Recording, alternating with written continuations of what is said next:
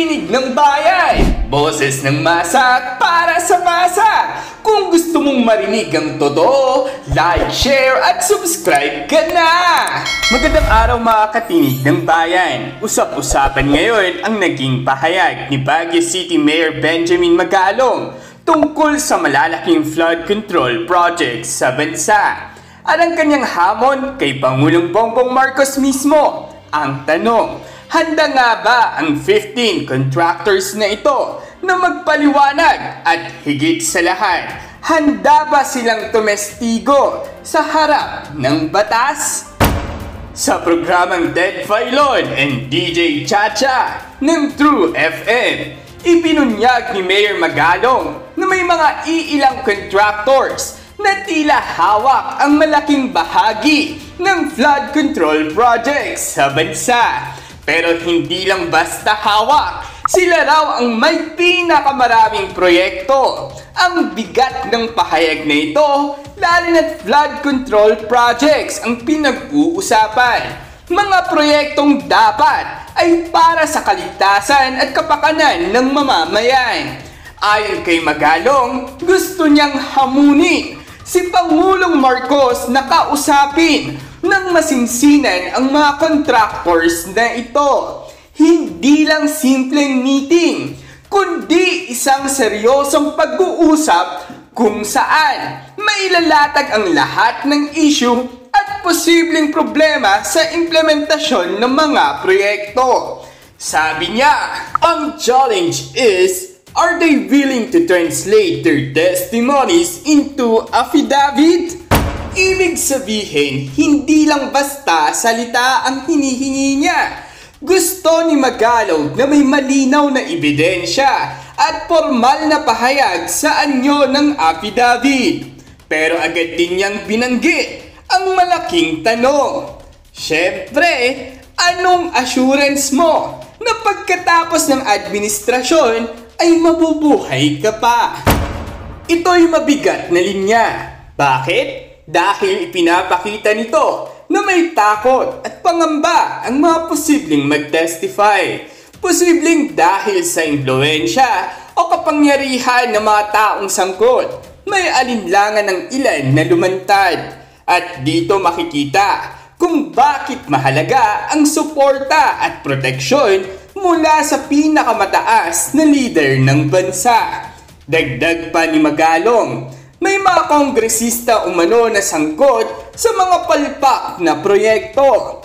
Hindi niya direktang pinangalanan, pero malinaw na sinasabi niyang hindi lang contractors ang dapat tingnan, kundi pati mga opisyal na posibleng may kinalaman sa pagpili, pag-aproba at pagbabantay ng mga proyektong ito.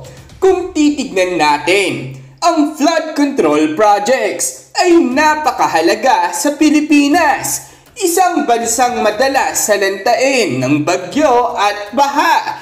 Kapag hindi maayos ang implementasyon ng mga proyektong ito, direktang buhay at kabuhayan ng mga tao ang nakataya. Kaya kung totoo ang pahayag ni Magalong na may iilang grupo lang na humahawak ng napakaraming proyekto, kailangan talagang silipin ito. Bakit concentrated sa iilang contractors lang? May kakulangan ba sa transparency sa bidding process? O baka may special arrangement umano na hindi nga raw alam ng publiko? At kung may mga kongresista nga na sangkot nga raw, ibig pang sabihin, hindi lang ito issue ng kontrata? Issue rin ba itong araw ng integridad at pananagutan ng ilang mambabatas?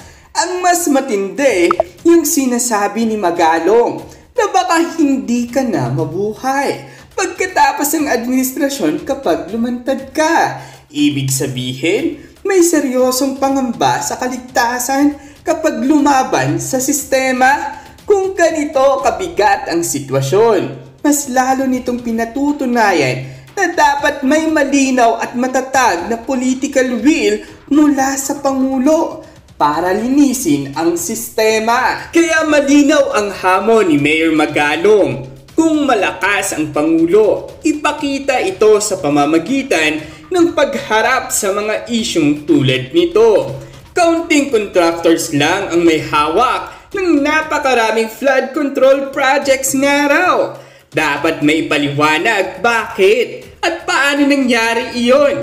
Kung may palpak na proyekto, dapat may managot at higit sa lahat, kung may magtetestigo, dapat may proteksyon sila. Sa huli, ang tunay na lakas ng isang leader ay nasusukat sa kakayahan niyang ipagtanggol ang katotohanan at hustisya, kahit pa mabangga ang malalakas at makapangyarihan. Mga katinig ko, malinaw na malaking laban ito, hindi lang para kay Mayor Magalong o kay Pangulong Marcos, kundi para sa buong bayan. Ang tanong, magkakaroon ba ng tunay na aksyon o mauuwi lang ito sa mga headline at panayam? Samantala, sari-saring komento nga rin ang lumalabas mula sa mga netizens patungkol sa isyong ito. Sabi pa nga nila, bilyong-bilyong piso ang nawawala sa kaban ng bayan, pero iilan lang ang makikinabang. Asan ang proyekto na yan? Samantalang ang tao sa ospital na pampubliko, punuan at hindi na nakapasok ng pambansang paggamutan. Laganap na korupsyon at walang aksyon.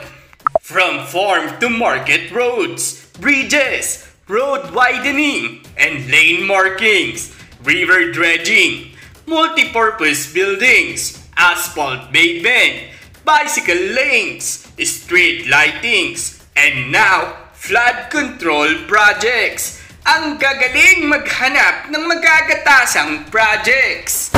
Muli, ang mga opinyong ito ay pawang galing sa mga netizens at hindi nangangahulugang opisyal na pananaw ng ating programa. Layunin nating ilahad ang kabuuan ng pulso ng bayan. At dyan nagtatapos ang usapan natin ngayon. Kung may gusto kang idagdag o reaksyon, i-comment mo lang sa baba. Boses mo'y mahalaga. Huwag kalimutang i-like, share at subscribe para sama-sama nating palakasin ang tinig ng bayan. Hanggang sa susunod, tandaan, ang may alam, may laban! Awesome!